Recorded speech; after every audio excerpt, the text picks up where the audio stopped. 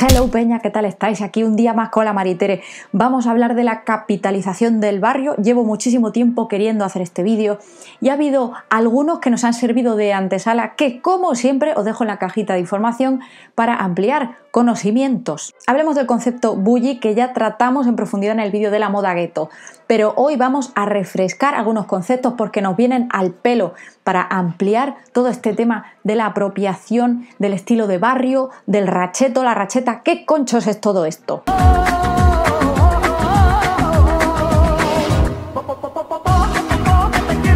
La vida en el barrio no es una opción. El barrio normalmente está ubicado en una zona de extrarradio, normalmente en grandes, medianas urbes. En estos lugares no existe ese sentimiento de fraternidad o de vecindad, por eso se le llama simplemente hood en vez de neighborhood, que es la composición de estas dos palabras, por un lado vecino y por otro el barrio en sí. Y con la cultura hip hop, que en los 90 tuvo ese absoluto auge, si sois amantes de la cultura hip hop, esta cultura que reúne varias disciplinas, como puede ser el graffiti, como puede ser el rap, nació en esas fiestas de los bloques, momento en el que la gente del barrio se lo pasaba bien, se expresaban a través de todas estas disciplinas. Como siempre, como tratamos en muchos vídeos, sobre todo también en el vídeo del mainstream, esta cultura underground emerge a través de este mainstream con el auge de artistas como por ejemplo 50 Cent, Tupac, artistas que empezaron a poner en la palestra, a mostrar en sus vídeos, en sus letras, la vida en el barrio, sobre todo centrado en ese menudeo, en la venta de drogas, que te ataquen, que intenten asesinarte, que te peguen un tiro, que te peguen un navajazo, en fin, os podéis imaginar. Y de esta manera, y a través de este vehículo que es la música, se comienza en cierto modo a romantizar, forma parte de la vida de estas personas que salen del barrio y empiezan a tener este éxito. En las grandes listas, en el Billboard, venden millones de discos, se hacen millonarios, chicos y chicas, esto es muy fuerte. Pero claro, no hay que olvidar que estas personas en algún momento de su vida han sido outcast, personas marginadas de la sociedad, en ese barrio, en ese hood. ¿De dónde viene el término gueto?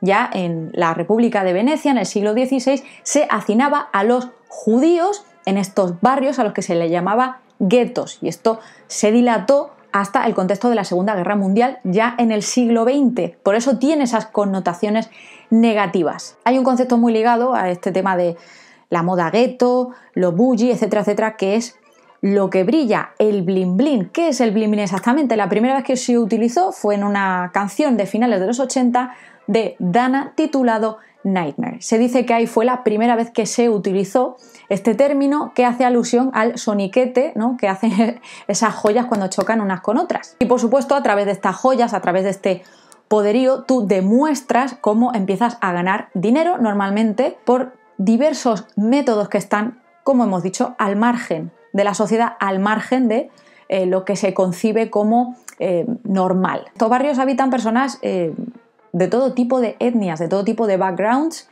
Es un ambiente multicultural. Podréis imaginaros la relación tan estrecha y tan fuerte que tiene esto con la cultura de los balls drag. Casi el 100% de los chicos y chicas que frecuentaban estos balls venían de estos barrios, venían de estos lugares deprimidos y era un sitio donde se les comprendía, un sitio donde se les acogía. Esto de lo bully, básicamente, es parecer luxury dentro de un presupuesto. Es ser apañado.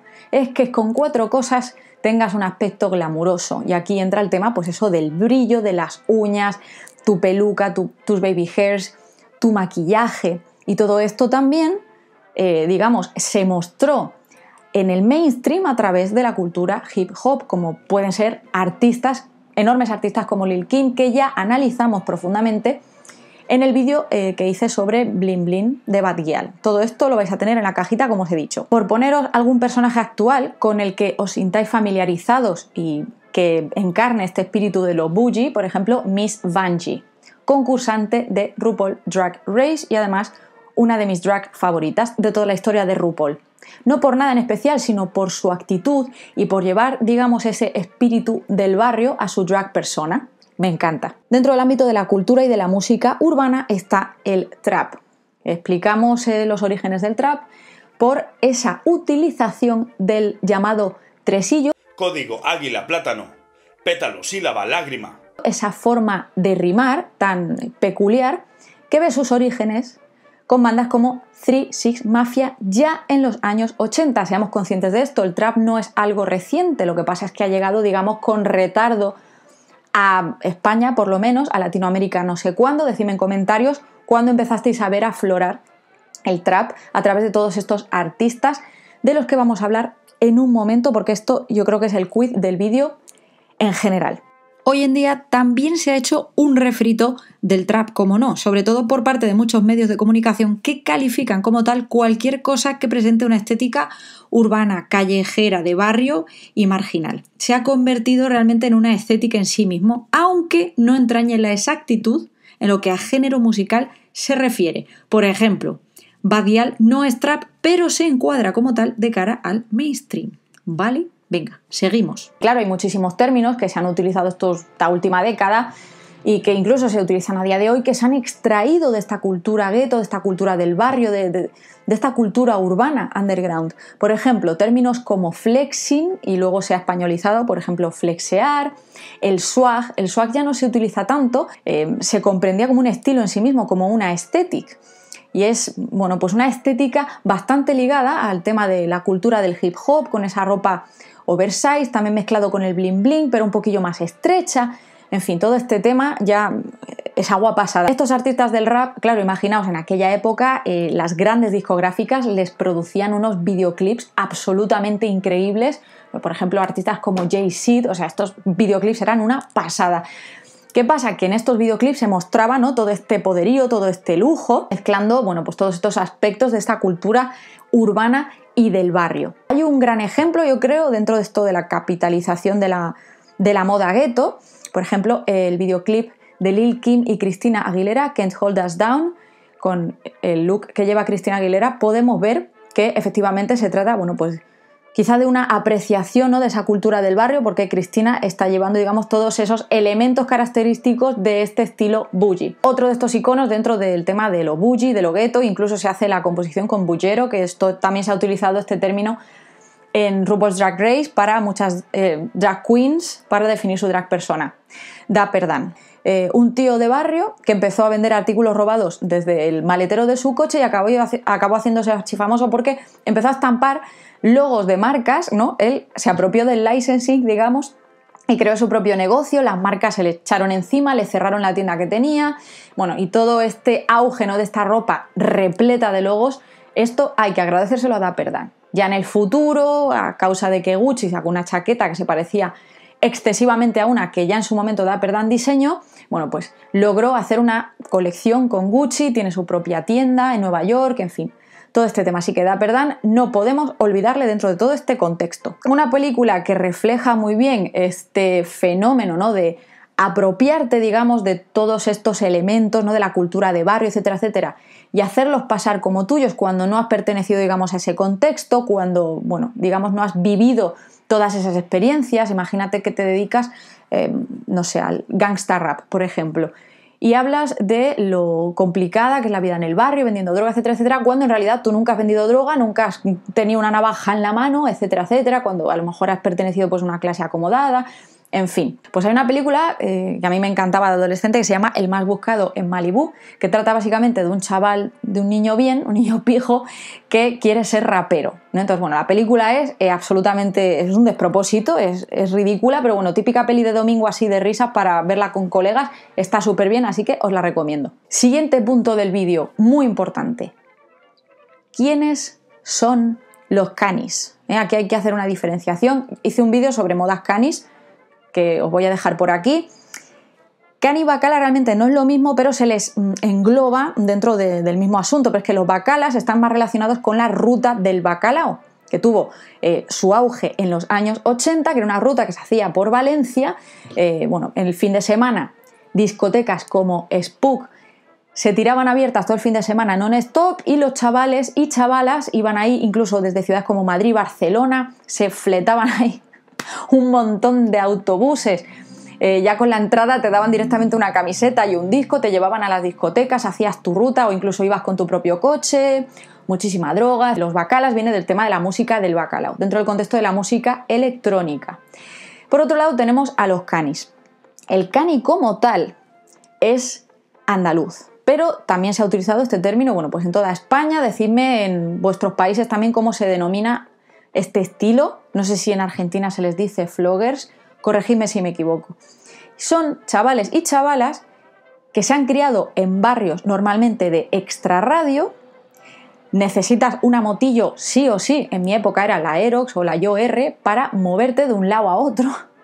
La mayoría no llevaban casco porque, claro, llevaban sus peinados característicos, así con los pelillos de punta, con la gomina. La máxima aspiración que tenías era estar en la plazoleta con tus colegas. Además, pertenecían a un contexto familiar obrero con un normalmente bajo poder adquisitivo. El abandono escolar era muy frecuente y esto también derivaba y originaba que las personas a las que se denominaban canis, bueno, pues tuvieran ciertos problemas de comportamiento en clase. No se sentían personas válidas en la sociedad, ¿no? Entonces ya directamente entraban en clase sabiendo que ahí no había nada que hacer. Yo he vivido en Andalucía 18 años, la mayoría eran canis, y tú es que lo podías ver. He tenido compañeros maravillosos, canis, que les envío un beso desde aquí, con los que no tuve absolutamente ningún problema. Tampoco voy a mentir, pues quizás una tribu urbana que siempre se ha temido y te pensabas que te iba a meter un navajazo, que te iban a robar. ¿Entendéis, no? Ha habido quizá muchos prejuicios con esta tribu urbana. Además también es una tribu urbana que se ha relacionado mucho pues, con el menudeo, porque siendo menor de edad era lo que tenías a mano, y más en el sur de España y más en Cádiz. Te vendes ahí tus porrillos aquí y allá y en fin, y te sacas tus duros para preparar tu moto o para preparar tu coche si ya eras mayor de edad. Películas que muestran esto a la perfección por dos lados. Uno, la vida en el barrio, la dura vida en el barrio. Por un lado, la película El Bola. Es una película bastante dura, así que advierto, ¿vale? Si sois muy aprensivos con el tema de violencia, etcétera, etcétera, pues no os aconsejo que la veáis. Y por otro lado, Siete Vírgenes, que refleja la vida cani, ¿no? Todo su esplendor. Y a mí me parece muy buena película, sinceramente. Juanjo Ballesta está maravilloso, siempre me ha encantado este chico. ¿Quién encarna mejor el espíritu cani que Juanjo Ballesta? Incluso a día de hoy. Si no le seguís en Instagram, la verdad es que no sé qué hacéis con vuestra vida. También hay que comprender que esa capitalización, ¿no?, de la vida en el barrio, quizá esa romantización y esa apreciación de la vida en el barrio, si en los 90, cuando existe este auge, ¿no?, de la cultura urbana a través del hip hop, esta cultura era rechazada por generaciones que habían nacido en los 50, los 60, los 70, todas esas generaciones de aquella época, ¿no?, que estaban empezando a apreciar esa cultura, claro, posteriormente tienen más facilidad para acoger este tipo de estética y este tipo de lifestyle, por así decirlo. Estamos más familiarizados con ello y no lo rechazamos tan de entrada. Esta es una de las razones por las que se ha favorecido y se ha abierto el camino a la capitalización de la vida en el barrio. Y por otro lado, que tiene bastantes claroscuros, es el tema del cine kinky español. Sí, que bueno, tenía que reflejar las cosas tal y como eran, pero en cierto modo muchas veces como que se tomaban unas licencias un poco extrañas.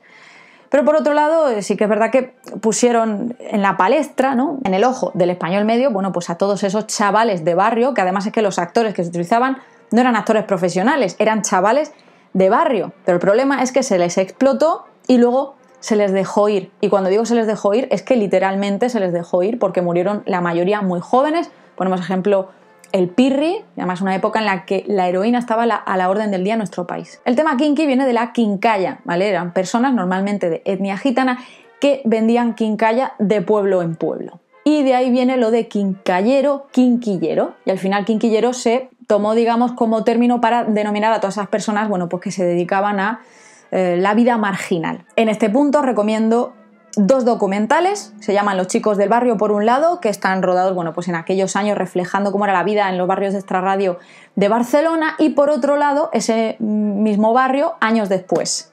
De verdad, 100% recomendado. Esto es una manera de ver exactamente cómo era la vida ahí sin necesidad de ver películas como Navajeros, que bueno, esto también un poco por el bien del culto al cine. No son películas, digamos, que brillen por su calidad de actuación ni nada, pero es verdad que reflejan una realidad que había en España en ese momento.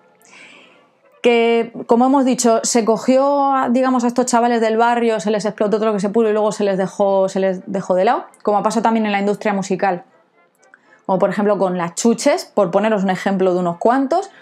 En fin, aquí ya abrimos debate. Hoy en día se romantiza hasta el extremo con esto del kinky aesthetic. Hace 2 días he visto un tráiler de una película que la verdad es que muy buena pinta no tiene, pero bueno, oye, igual me equivoco, la veo y me encanta. Videoclips, muchísimos grupos también han adoptado, digamos, este aesthetic y lo reflejan en su propia música. Dentro de, pues esta música kinky está este gypsy rock, con grupos como Las Grecas, La Rumbilla, ¿no? Con Los Chunguitos, Los Chichos, Rumba 3, Bordón 4, en fin, todo esto. También tenéis una lista de reproducción en mi Spotify, específicamente de cine kinky, grandes éxitos. La autoproducción, facilitado por estos grandes avances tecnológicos, ha dado estas facilidades, ha abierto este camino para que jóvenes de cualquier contexto y casi prácticamente de cualquier background puedan producir su propia música sin necesidad de que haya una disquera detrás y además mostrarse al mundo a través de plataformas como YouTube, creando su propia comunidad de fans, sin necesidad de que nadie esté detrás, ni un manager, ni leches en vinagre. Está pasado a artistas como Young Beef, de La Purgan, etcétera, etcétera. Muchos de estos artistas de hoy en día dentro del mundo del trap sí son personas que vienen de ese contexto de barrio, pero muchas otras no. Muchas otras no, pues utilizan estos rasgos estéticos, e incluso en muchas de sus letras, pero claro, a ver, que una persona utilice algo en sus letras no quiere decir quizá que lo haya vivido o que le haya ocurrido. Hoy en día con todo esto, hay que tener una visión quizá un poco más tolerante y más empática y más amplia, porque claro, si te pones a investigar aquí qué vida ha tenido cada uno, pues probablemente más de la mitad pues no han vivido lo que dicen sus letras, sobre todo generaciones nacidas en los 2000. Para estas generaciones, estas personas dentro del mundo del trap son auténticos iconos. Personajes como la Zoe o como Young Beef o como Bad Gyal son gente que tiene su propia comunidad que han creado ellos mismos a través de YouTube y que además tienen un seguimiento muy fiel y muy potente. Romantizar lo desconocido o lo que te es ajeno es algo natural en nosotros los seres humanos. Pero además es que como en la última década, ¿no?, tenemos este sentimiento generalizado, ¿no?, de tristeza, de melancolía, como hemos estado hablando en los últimos vídeos, de realmente que no hay mucho que perder, o sea, no hay muchas perspectivas. Entonces, este tipo de vídeos, este tipo de música, este tipo de temas sirven un poco de escapismo, ¿no?, a esta realidad que vivimos hoy en día. Y como siempre, hay gente que se pone muy visceral diciendo que eso es una mierda tal, pero es que yo no lo veo específicamente como música en sí. O sea, es como una performance. Si queréis que ahonde más, decidme en comentarios. Aquí viene todo el tema de Ratcheta, ¿vale? Porque Ratchet también es uno de esos términos unidos al rollo bougie, que hasta cierto momento ha tenido sus connotaciones negativas, pero que ahora se refiere a ese estilo propio de, sobre todo, artista femenina del trap, ¿no? El tema de las uñas de gel, los baby hairs, poca ropa en general, ¿no? Un poco por ese empoderamiento femenino, ¿no? Que no por llevar pues esa minifalda tienes que parecer esta u otra cosa. De hecho, la Zoe ha acogido, ¿no?, y ha abrazado estos términos y los utiliza continuamente. Pero, ¿qué pasa aquí? ¿Dónde está la línea que separa lo impostado de lo apreciado? Es impostar, ¿no?, utilizarlo como quizá un personaje o como un alter ego, más que una apreciación, ¿no?, de coger, pues elementos estéticos de aquí y de allá, ¿no? Cuando no forma parte de una performance concreta, o sea, no estás, digamos, representando una obra de teatro, sino que quizá tienes un canal de YouTube y no te has criado en el barrio, pero actúas como si fueras de barrio, ¿no? Todo este tema, pues es espinoso y por eso he hecho este vídeo. Porque me estoy fijando en que hay un gran auge, pues como todo, como pasa con el trauma, etcétera, ¿no?, que se romantiza, ¿no?, y que se utiliza quizá como rasgo de tu propia personalidad cuando en realidad no provienes de ese contexto. Abrimos debate para vuestras Biblias en los comments, que tengo muchas ganas de leeros. Y al final los estilos cambian, las tribus urbanas cambian, pero la realidad del barrio sigue siendo esa misma realidad. El menudeo, la marginalidad, el crimen, el suicidio, la falta de perspectivas, el absentismo escolar, todas estas cosas no se pueden olvidar, ¿no? Aparte de hablar de, pues solamente de esos aspectos quizá más fiesteros o más sexuales, que yo entiendo que aquí tiene que haber cierto escapismo. Pero claro, al final se nos va la pinza, ¿no? Entonces se capitaliza esta estética cani, se capitaliza nuestra estética callejera y realmente ya nos hacemos la picha un lío. Dejadme un like si os ha molado y en la cajita tenéis el link a Patreon si queréis apoyar este contenido aún más y PayPal para propinas. Un besito a todos y nos vemos en la próxima entrega.